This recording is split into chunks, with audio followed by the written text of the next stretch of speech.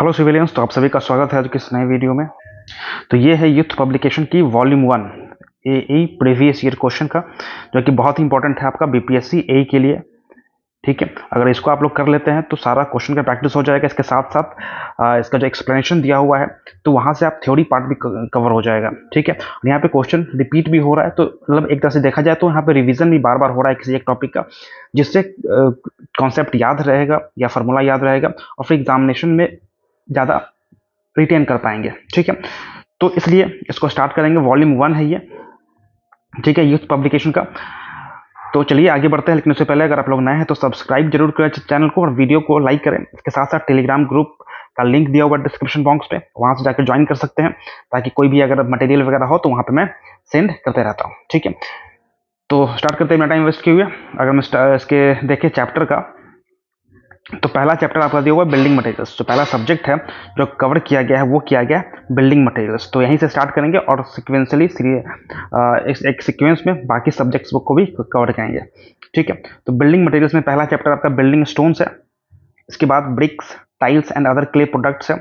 Building line में फिर cement है, फिर एग्रीगेट्स, मोटार एंड कंक्रीट है। उसके बाद क्या है, timber and would based product है, पेंट्स एंड वर्निसेस है, इंसुलेटिंग मटेरियल है, ग्लास एंड प्लास्टिक है। ठीक है, तो स्टार्ट करते हैं बिल्डिंग मटेरियल से।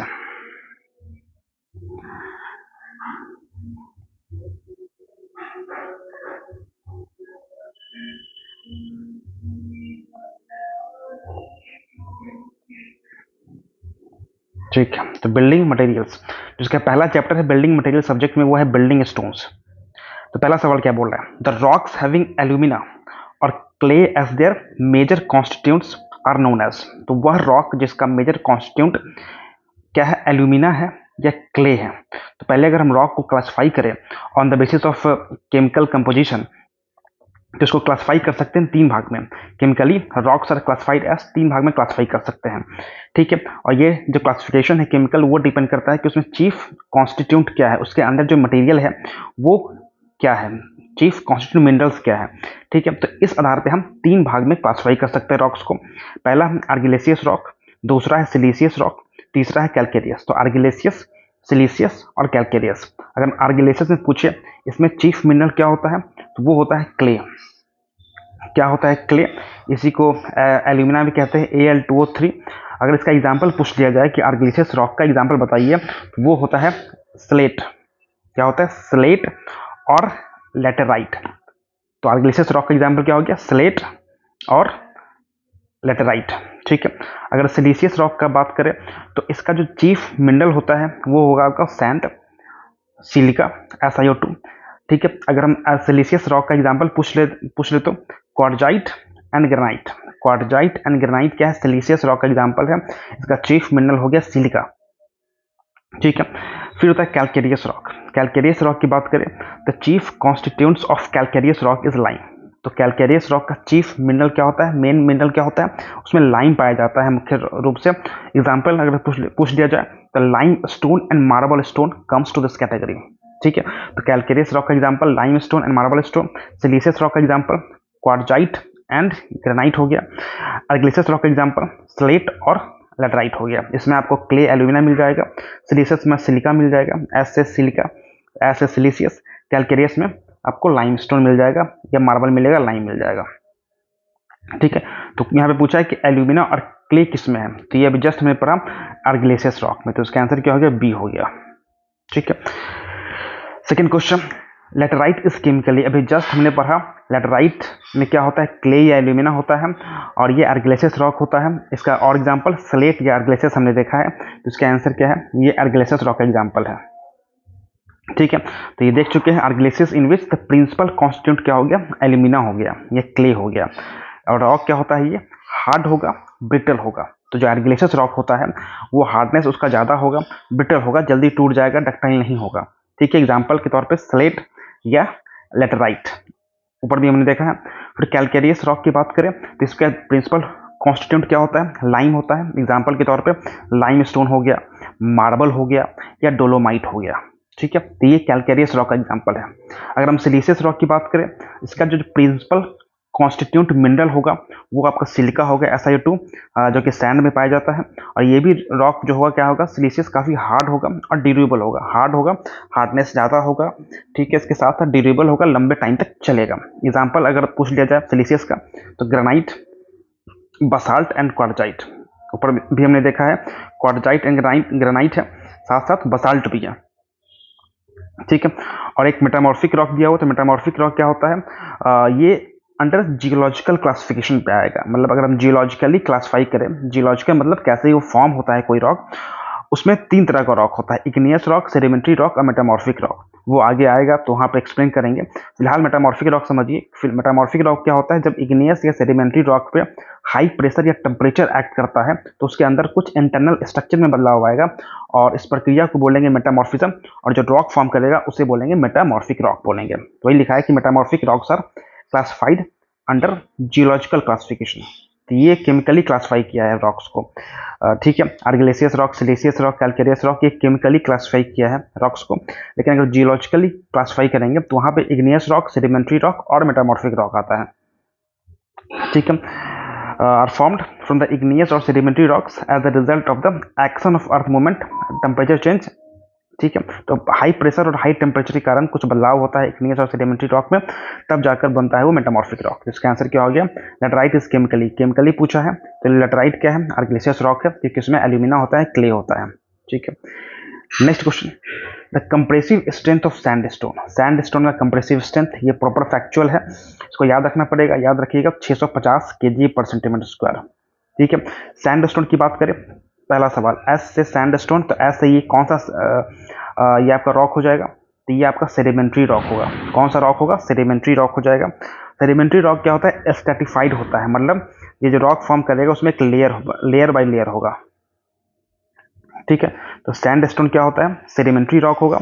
और क्योंकि जो सेडिमेंट्री रॉक फॉर्म ही कैसे होता है, कोई भी आपका मटेरियल आया, डिपॉजिट हुआ, फिर कुछ सालों बाद एक और लेयर डिपॉजिट हो गया, फिर कुछ सालों बाद एक और लेयर डिपॉजिट हो गया, तो ये क्या दिख रहा है, स्ट्रैटिफाइड है, ठीक है। इसमें लेयर फॉर्म हो रहा है, इसलिए सैंडस्टोन क्या है, सेडिमेंट्री रॉक है तो स्ट्रैटिफाइड हो जाएगा। जिसका वाटर एब्जॉर्प्शन अगर पूछ लिया जाए सैंडस्टोन का, तो वो होता है 5 से 6%। कितना होता है, 5 से 6% होगा। अगर पोरोसिटी रेंज पूछ लिया जाए सैंडस्टोन का, तो वो होगा आपका 5 से 25%। क्या होगा, 5 से 25% होगा। कंप्रेसिव स्ट्रेंथ इसका दिया हुआ है 650 kg/cm²। तो सैंडस्टोन का कंप्रेसिव स्ट्रेंथ याद रखिएगा 650 kg/cm²। वहीं अगर हम लाइमस्टोन की बात करें तो लाइमस्टोन भी क्या है, सेडिमेंट्री रॉक है, मतलब ये भी सेडिमेंटेशन से ही बना है, ऑफ कैलकेरियस वैरायटी। कौन सा वैरायटी है, कैलकेरियस वैरायटी है, मतलब इसमें लाइम मिलेगा इस स्टोन में, और इसका जो वाटर एब्जॉर्प्शन होता है वो कम होता है सैंडस्टोन के कंपेरिजन में। कितना होगा, 1 से 4% होगा वाटर एब्जॉर्प्शन, और कंप्रेसिव स्ट्रेंथ भी कम होगा, 550 kg/cm² होगा। तो क्वेश्चन क्या था कि the compressive strength of sandstone, तो ये याद रखिएगा 650 kg/cm², ठीक है।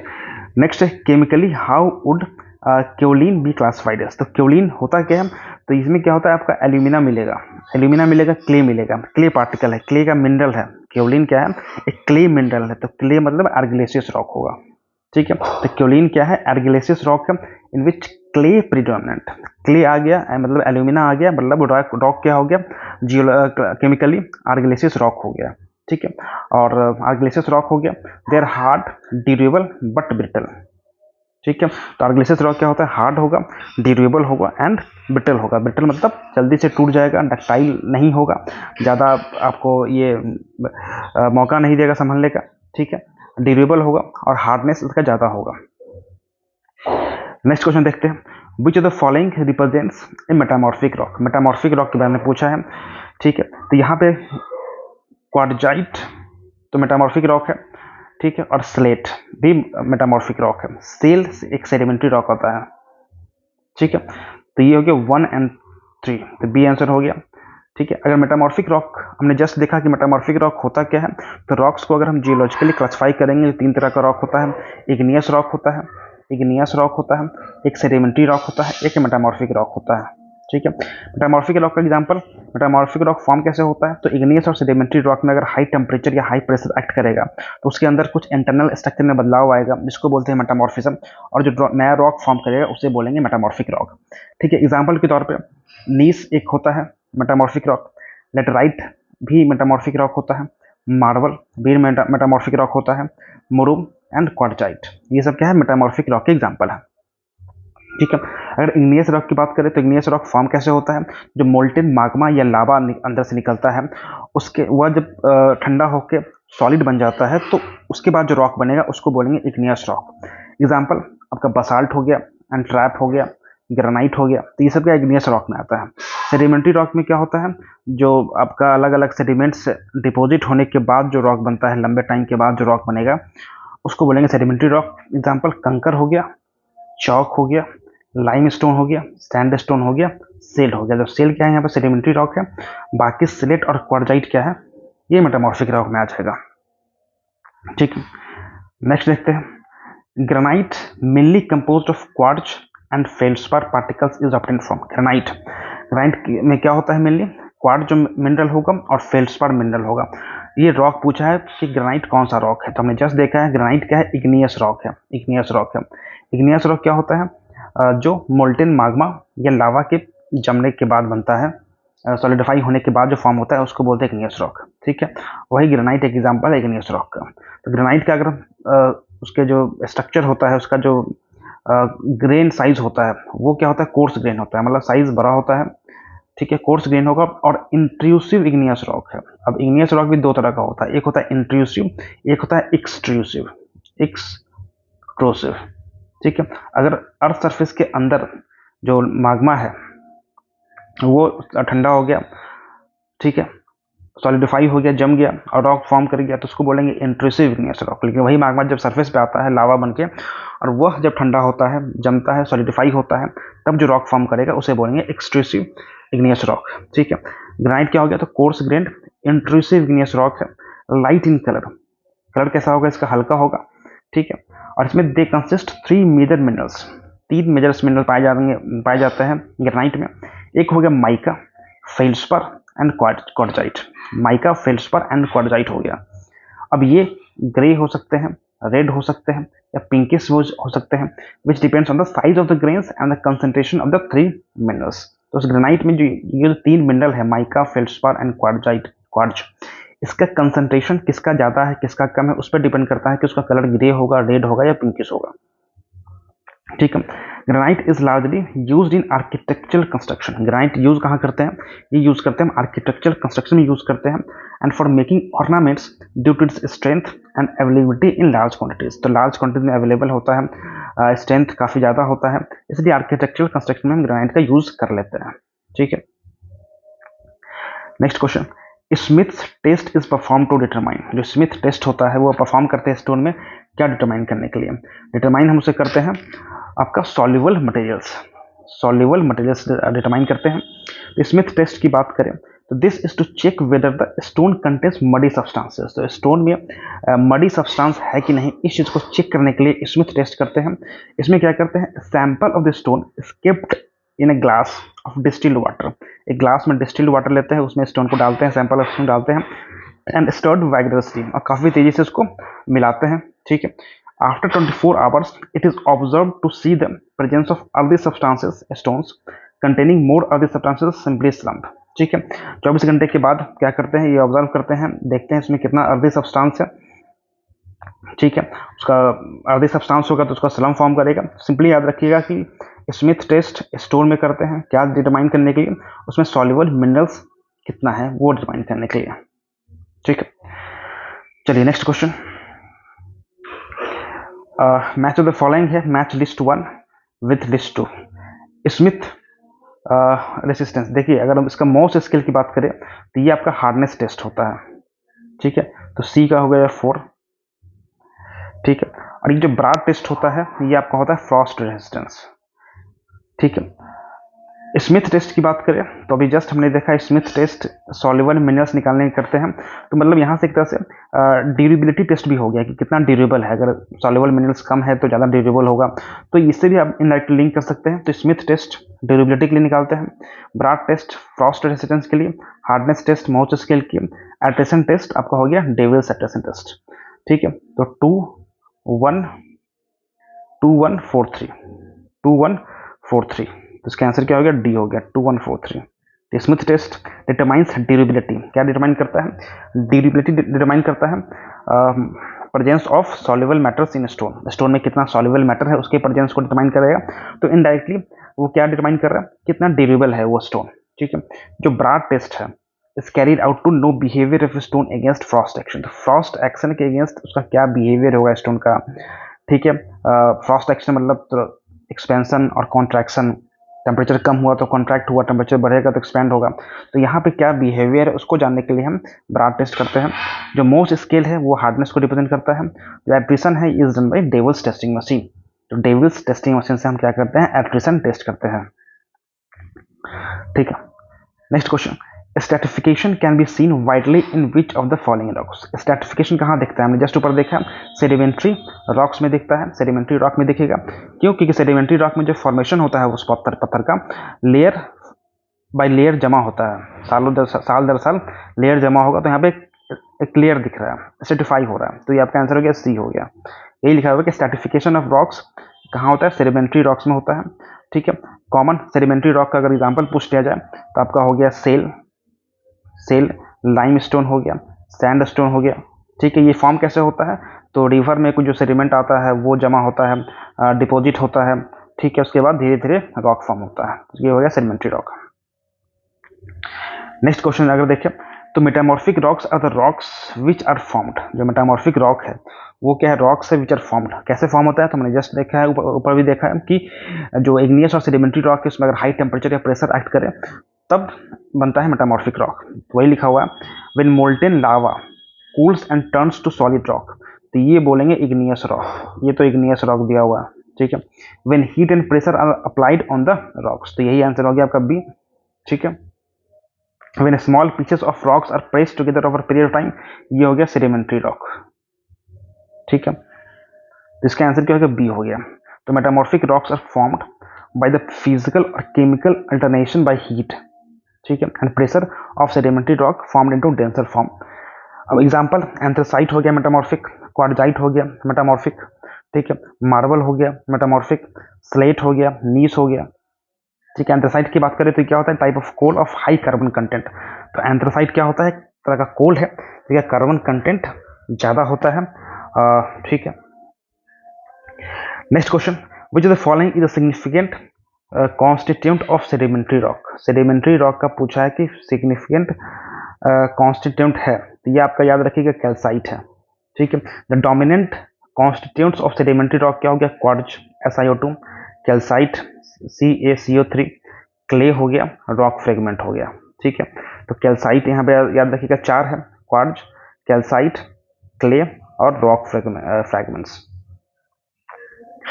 Next question, what is determined by conducting an abrasion test, abrasion test से क्या निकलता है, तो हार्डनेस निकालते हैं, एब्रेशन टेस्ट से क्या निकालते हैं, हार्डनेस निकालते हैं। ठीक है, हार्डनेस निकालेंगे एब्रेशन टेस्ट, अगर क्रशिंग टेस्ट गिव स्ट्रेंथ, जो क्रशिंग टेस्ट होता है वो आपको स्ट्रेंथ प्रोवाइड करेगा।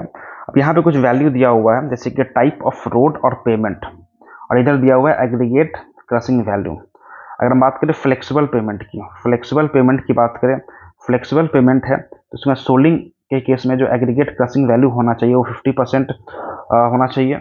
ठीक है, वाटर बाउंड मैकेडम है तो 40%, बिटुमिनस मैकेडम के लिए 40%, थिन प्रीमिक्स कार्बेट के लिए 30%। अगर रिजिड पेमेंट है उस केस में अदर देन वेयरिंग कोर्स, जो वेयरिंग कोर्स के वेयरिंग कोर्स आपका ऊपर वाला सरफेस हो गया, उसके अलावा 45% होना चाहिए एग्रीगेट क्रशिंग वैल्यू कम से कम, और सरफेस और वेयरिंग आपका 30% होना चाहिए। ठीक है, चलिए नेक्स्ट क्वेश्चन देखें, thumbnail and knife scratching test is to determine, जो थंबनेल या नाइफ स्क्रैचिंग टेस्ट करते हैं वो करते हैं हम हार्डनेस निकालने के लिए, पढ़ा भी होगा आपका फील्ड टेस्ट में आ जाएगा ये, ठीक है। नाखून से स्क्रैच करते हैं, नाइफ से स्क्रैच करते हैं, इससे हार्डनेस पता चलता है, ब्रिक का जनरली पता करते हैं, ठीक है। हार्डनेस होता है क्या, तो hardness is defined as resistance to scratching and indentation. अगर उसमें स्क्रैच आता है या कोई इंडेंटेशन आता है तो कितना उसको रेसिस्ट कर सकता है, उसको बोलते हैं हार्डनेस बोलते हैं, ठीक है। Next question, which of the following test is used to determine the rate of wear of stones. ठीक है, स्टोन में क्या वियरिंग हो रहा है तो उसके रेट को डिटरमाइन करने के लिए कौन सा टेस्ट करते हैं, तो ये याद रखिएगा, वो करते हैं एट्रिशन टेस्ट से निकालते हैं rate of wear of stones को डिटरमाइन करने के लिए, ठीक है। To determine the rate of wear of stones attrition test is done using Deval's testing machine. तो कौन सा टेस्ट करते हैं, एट्रिशन टेस्ट करते हैं, और इस मशीन का नाम क्या है, मशीन का नाम है डेवल्स टेस्टिंग मशीन। क्या नाम है, डेवल्स टेस्टिंग मशीन।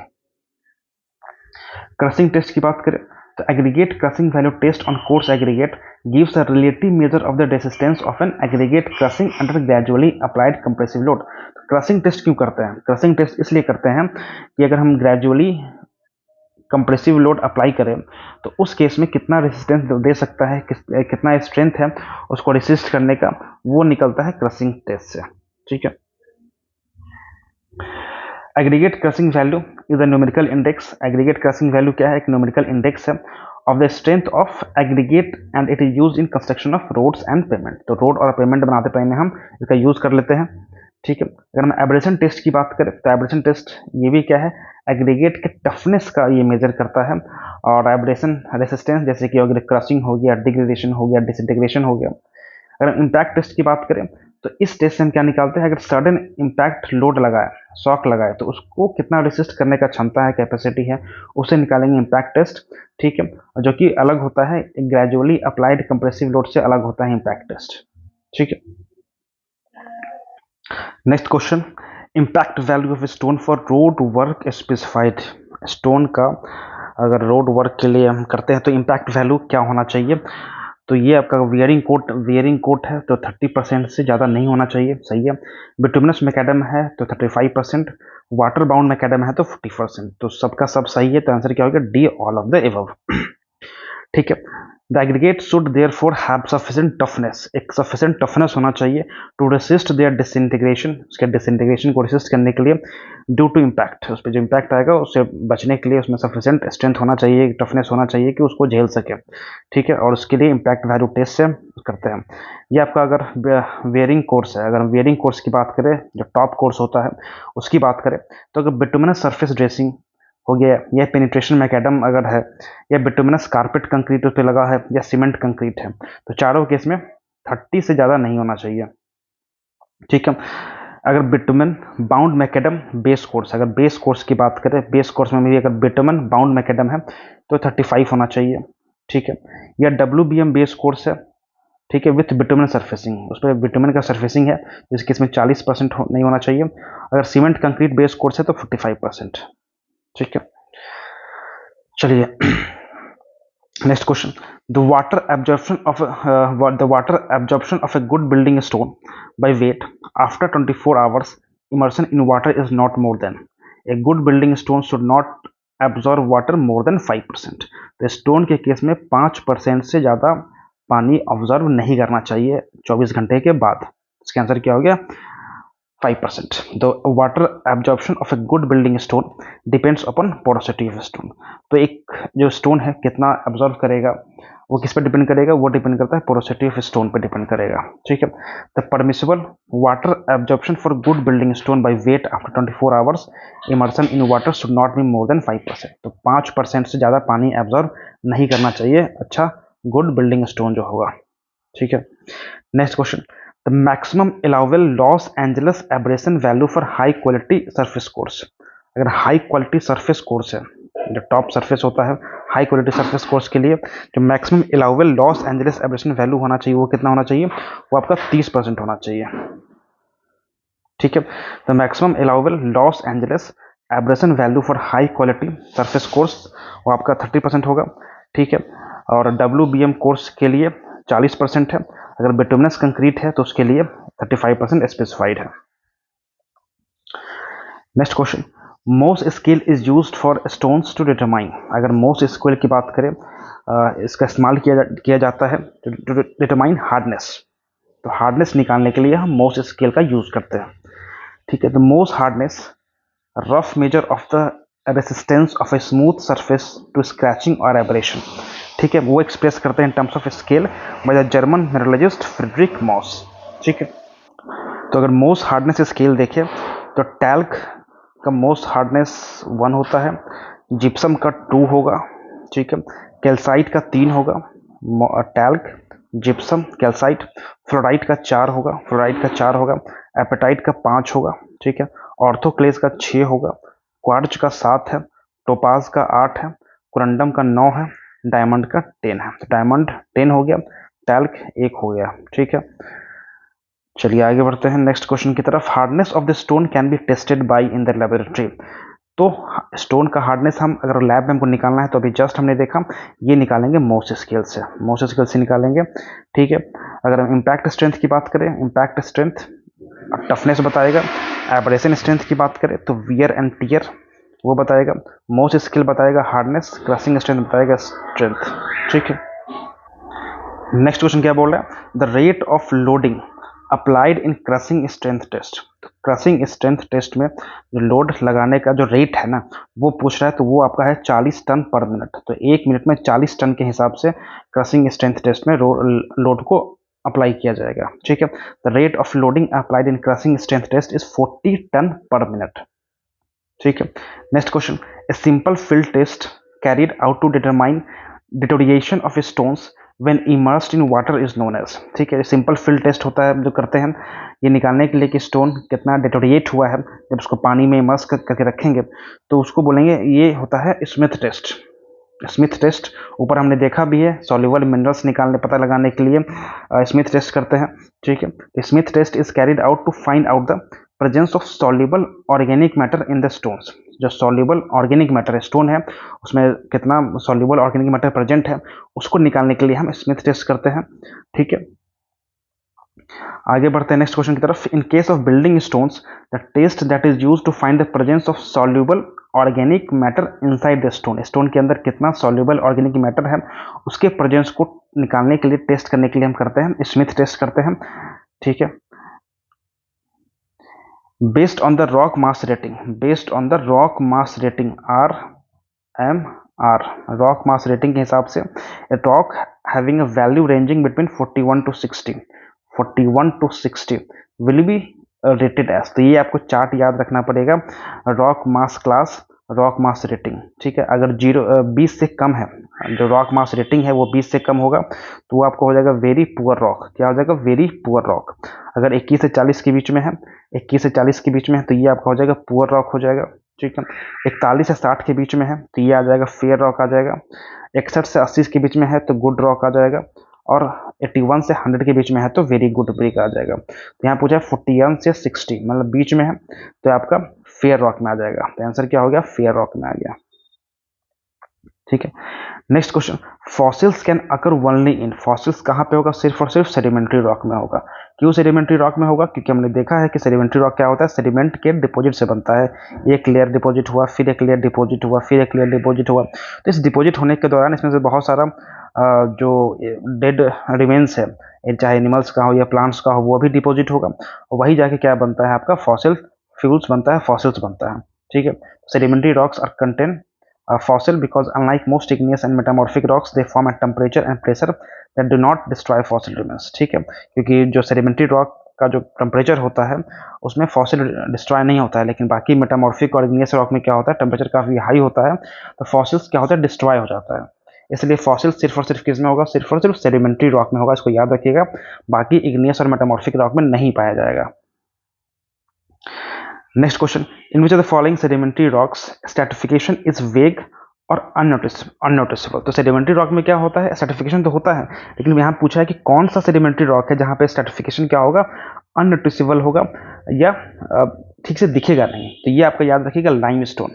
लाइमस्टोन ऐसा सेडिमेंट्री रॉक है जहाँ पे जो स्ट्रैटिफिकेशन होगा वो वेग होगा या अननोटिसेबल होगा, आप उसको नोटिस नहीं कर सकते हैं, तो लाइमस्टोन याद रखिए। Next question, type of rocks, method of formation and example of rock. तो इग्नियस रॉक हमने देखा है ये फॉर्म कैसे होता है। इग्नियस रॉक फॉर्म होता है volcanic action followed by cooling of lava. Volcanic action हुआ, फिर लावा ठंडा होगा तो बन जाएगा इग्नियस रॉक। ये हो गया। मेटामॉर्फिक रॉक कैसे बनता है, तो ये बनता है आपका due to heat and pressure or both. ठीक है, तो formed from the other rock types due to heat और प्रेशर और बोथ, तो इसका हो गया एन। सेडिमेंट्री रॉक कैसे बनता है, तो deposition of layers in water bodies followed by intense pressure. तो पहले एक लेयर जमा हुआ, फिर उस पर प्रेशर लगा, फिर उस पर सेडिमेंट होते होते सेडिमेंट्री रॉक बनेगा। ठीक है, तो पी एम क्यू एन और आर एल। अब इग्नियस रॉक का एग्जाम्पल पूछा है, तो इग्नियस रॉक आपका हो गया ग्रेनाइट हो गया। ठीक है, तो PMY हो गया। और मेटामॉर्फिक रॉक पूछा है तो मार्बल होगा, QNX हो गया, QNX हो गया। और सेडिमेंट्री रॉक होता है डोलोमाइट तो QNRLZ हो गया। तो इसका हो गया PMY QNX RLZ, तो इसका आंसर हो गया C। ठीक है, तो इग्नियस रॉक क्या होता है, igneous rocks are formed by the cooling action of lava extracted from volcanoes. तो वोल्केनो से जो लावा निकला उस पर ठंडा हुआ, सॉलिड हो गया, वो बन गया इग्नियस रॉक। तो ग्रेनाइट का एग्जांपल किसका है, ग्रेनाइट एग्जांपल है इग्नियस रॉक का। ग्रेनाइट का एग्जांपल है इग्नियस रॉक का है। ठीक है, अगर हम सेडिमेंट्री रॉक की बात करें, ये क्या होता है, स्ट्रेटिफाइड रॉक होता है, इस पर लेयर बना होता है।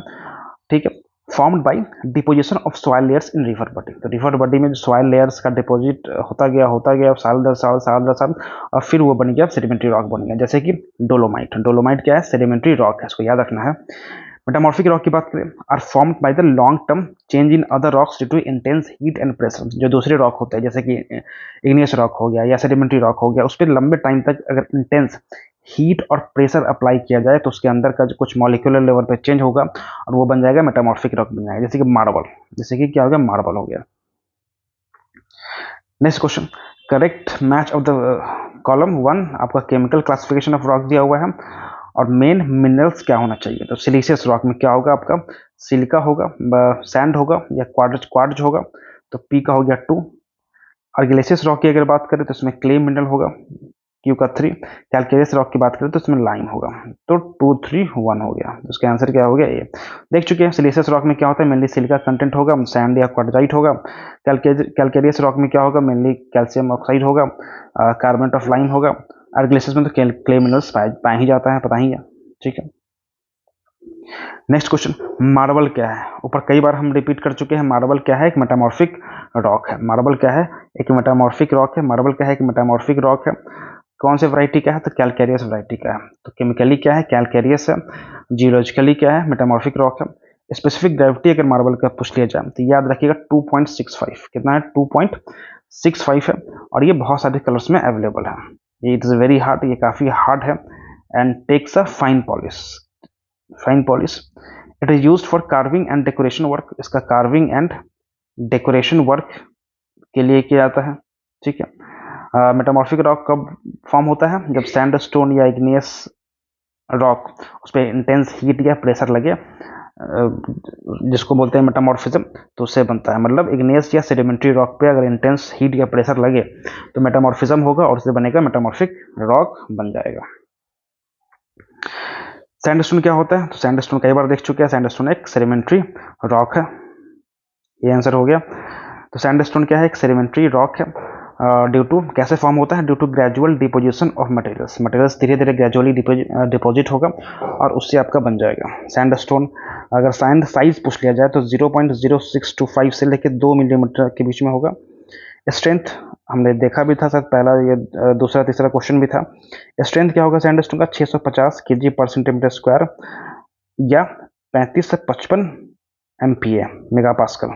ठीक है, स्पेसिफिक ग्रेविटी 2.65 से 2.95 के बीच में होगा एंड वाटर एब्जॉर्प्शन क्या होगा आपका 6% होगा 24 घंटे पे। 24 घंटे पे क्या होगा, 6% होगा।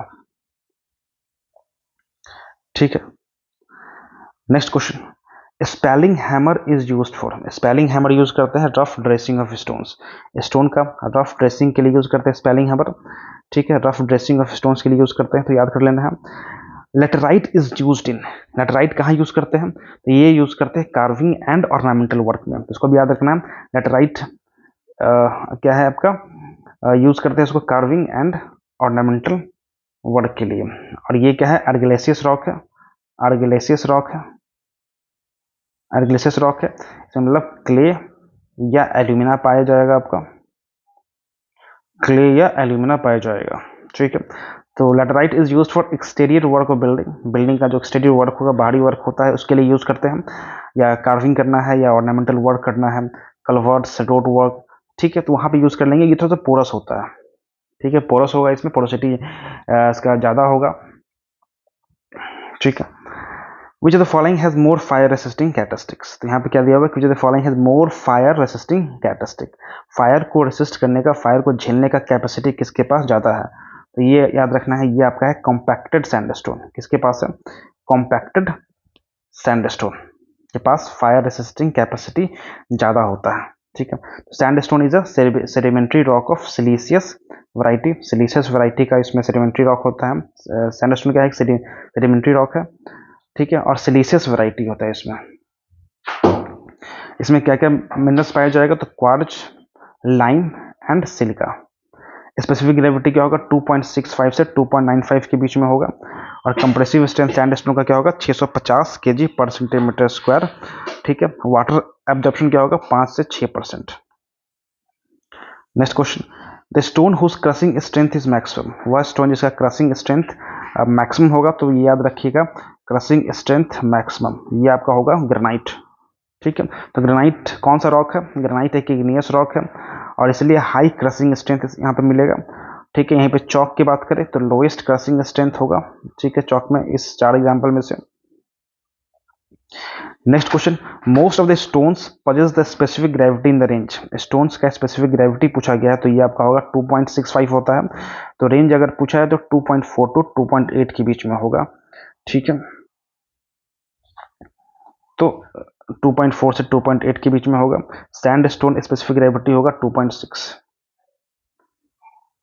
Next question, A heavy stone is suitable for, A heavy stone is suitable for the construction of retaining walls, तो हेवी स्टोन का इस्तेमाल हम करते हैं रिटेन करने के लिए चीज़ों को, सॉइल को, मिट्टी को, तो इसको बोलते हैं रिटेनिंग वॉल्स बोलते हैं, और इसी वॉल के लिए हेवी स्टोन का इस्तेमाल किया जाता है, ठीक है। तो the retaining walls retain soil fills with exert lateral earth pressure, तो जो सॉइल फिल होता है वो क्या करता है, एक लैटरल अर्थ प्रेशर उस पर लगाता है। दस the retaining wall must be a heavy होना चाहिए, वेट ज़्यादा होना चाहिए, hence heavy stone is most suitable for retaining wall, इसीलिए रिटेनिंग वॉल के लिए हेवी स्टोन का यूज किया जाता है। Next question, the crushing strength of good building stone should be more then 100 MPa, एक जो अच्छा बिल्डिंग स्टोन होता है उसका क्रशिंग स्ट्रेंथ कम से कम 100 MPa होना चाहिए, मतलब उससे ज़्यादा ही होना चाहिए, ठीक है। तो crushing strength of good building stone should be more then 1000 kg पर सेंटीमीटर स्क्वायर और 100 MPa।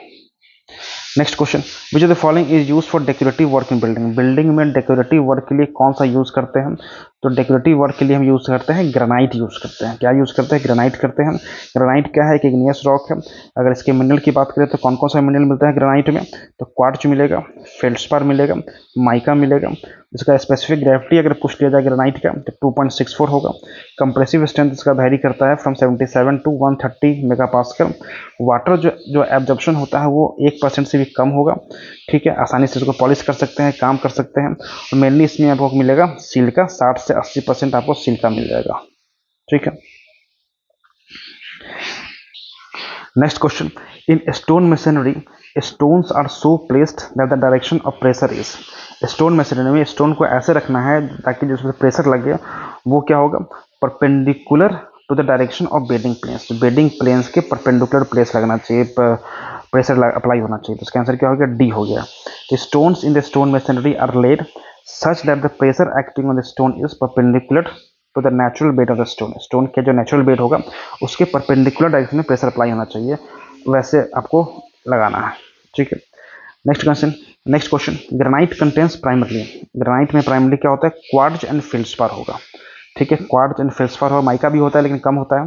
ग्रेनाइट क्या होता है, इग्नियस रॉक होगा, इग्नियस रॉक होगा। इसमें आपको मेनली क्वार्ट्ज, फेल्सपार और माइका पाया जाएगा। स्पेसिफिक ग्रेविटी क्या होता है, 2.64 होगा। इसका कंप्रेसिव स्ट्रेंथ क्या होगा, वेरी करता है 77 to 130 MPa। वाटर जो एब्जॉर्प्शन होगा वो 1% से भी कम होगा। ठीक है, आसानी से आप उसको पॉलिश कर सकते हैं, वर्क कर सकते हैं। और मेनली कंपोज ऑफ सिल्का, 60-80% आपको सिल्का देखने को मिलेगा इसमें। Next question, in a core drilled for 100 metre the following fragments फिर obtain. 24 centimetre, 12, 11, 9, 22, 8, 12 and loose rock. The RQD of the rock. RQD, RQD क्या होता है, rock quality determination, rock quality designation, sorry rock designation. तो ये निकालते कैसे, ये निकालेंगे जितना भी 10 सेंटीमीटर से ऊपर का टुकड़ा है, जैसे कि 24 हो गया, प्लस 12 हो गया, प्लस 11 हो गया, प्लस 22 हो गया, प्लस 12 हो गया। इसको जोड़ के टोटल 100 से मल्टीप्लाई करना है और फिर 100 से ये करना है। तो ये आ जाएगा आपका 24, 34, 36, 36, 46, 47, 57, 67, 69, 79, 81। तो ये आ गया आपका 81%। ठीक है, तो ये निकालता है रॉक क्वालिटी डेजिग्नेशन। इसमें क्या करते हैं, जो भी 10 सेंटीमीटर से बड़ा साइज का पीस है स्टोन का, उसको ऊपर में ऐड करते हैं, by total core run length से डिवाइड करते हैं, इंटू 100 करेंगे, तो ये आ जाएगा 81%, जो कि एक्सेलेंट क्वालिटी का होता है। ठीक है, next question, the specific gravity of quartz. Specific gravity of quartz अगर बात करें तो ये होता है 2.65। ठीक है, तो क्वार्ट्ज का स्पेसिफिक ग्रेविटी क्या होगा, 2.65 होगा। कैल्साइट का होगा 2.71 होगा। डोलोमाइट का होगा 2.85 to 2.95। सिलिका ग्लास का होगा 2.21। फिर इसके अलावा specific gravity of glass 2.4 to 3.2 होता है। केमिकली मार्बल क्या है, मेटामॉर्फिक रॉक है, देख चुके हैं कई बार। Which position of natural bed of stone relative to direction of pressure ensures maximum strength. वही पूछा है कि पोजीशन कौन सा होना चाहिए जो नेचुरल बेड होगा स्टोन का प्रेशर के, तो वो होगा परपेंडिकुलर। ये भी रिपीट है। ठीक है, the tendency of stone is to split along, किसके अलोंग स्प्लिट करेगा, तो जो उसका क्लीवेज फॉर्म करेगा उसके अलोंग क्या होता है, स्प्लिट करता है। The tendency of stone is to split along cleavage. Quartzite क्या है, ये भी देख चुके हैं। केमिकली क्लासिफिकेशन पूछ रहा है तो क्वार्जाइट क्या होता है, सिलिशियस रॉक होता है, इसमें सिलिका होगा, SiO2 होगा इसमें। ठीक है, next question, which of the following is not carbonate minerals. कौन सा कार्बोनेट मिनरल नहीं है। ठीक है, डोलोमाइट है, कैल्साइट है, मैग्नेसाइट है, हैलाइट नहीं है। तो ये आंसर हो गया। डोलोमाइट की बात करें तो ये क्या होता है, anhydrous carbonate mineral compose of calcium magnesium carbonate. तो क्या है आपका, ये आपका कैल्शियम मैग्नीशियम कार्बोनेट है इसमें। ठीक है, अगर हम कैल्साइट की बात करें तो ये भी कार्बोनेट मिनरल है और काफ़ी मोस्ट स्टेबल पॉलीमॉर्फ है। अगर हम मैग्नेसाइट की बात करें तो ये मिनरल मैग्नीशियम कार्बोनेट है और ये कार्बोनेट मिनरल्स का जो कैल्साइट ग्रुप का जो ये होता है उसका मेंबर है। हैलाइट क्या है, रॉक साल्ट है, ये एक mineral form of sodium chloride. तो सोडियम क्लोराइड का ये मिनरल फॉर्म है, तो हैलाइट कार्बोनेट मिनरल नहीं है। बाकी डोलोमाइट, कैल्साइट और मैग्नेसाइट क्या है। Next question, maximum permissible wear in stone for road work. Road work करते टाइम में स्टोन का जो मैक्सिमम परमिसिबल वियरिंग हम अलाउ कर सकते हैं वो कर सकते हैं 2% अलाउ कर सकते हैं। ठीक है, नेक्स्ट क्वेश्चन, मैफिक रॉक क्या होता है। मैफिक रॉक क्या होता है, ये आपका होगा इग्नियस रॉक होगा, इग्नियस रॉक होगा, ये इग्नियस रॉक का ही हिस्सा है। ठीक है, जैसे कि बसाल्ट, बसाल्ट क्या होता है, डार्क इन कलर होगा, rich in iron and magnesium, इसलिए मैफिक रॉक क्या होता है, इग्नियस रॉक का पार्ट होता है। Next question, which of the following is not ideal as foundation of dam as it is prone to dissolution and results in formation of cavity. तो पूछ रहे कौन सा रॉक है ये आपके डैम्स के फाउंडेशन के लिए अच्छा नहीं होता है, क्योंकि वो डिजोल्व कर जाएगा, घुल जाएगा और अंदर में कैविटीज बन जाएगा, होल बन जाएगा। तो ये आपको याद रखिएगा, लाइमस्टोन। लाइमस्टोन क्या है, पानी जैसे ही आएगा तो वो घुल जाएगा, उसमें कैविटीज बनेगी और फाउंडेशन ब्रेक हो जाएगा, डैम कोलैप्स कर सकता है। तो limestone is not ideal for foundation of dams. तो इसका आंसर क्या हो गया, बी हो गया। Next question, maximum bearing capacity can be expected from. जो मैक्सिमम बियरिंग कैपेसिटी है वो आप किससे एक्सपेक्ट कर सकते हैं, वो कर सकते हैं ग्रेनाइट रॉक से। तो ग्रेनाइट रॉक बहुत ही मजबूत होता है, वहाँ तो बियरिंग कैपेसिटी यहाँ पे आप एक्सपेक्ट कर सकते हैं।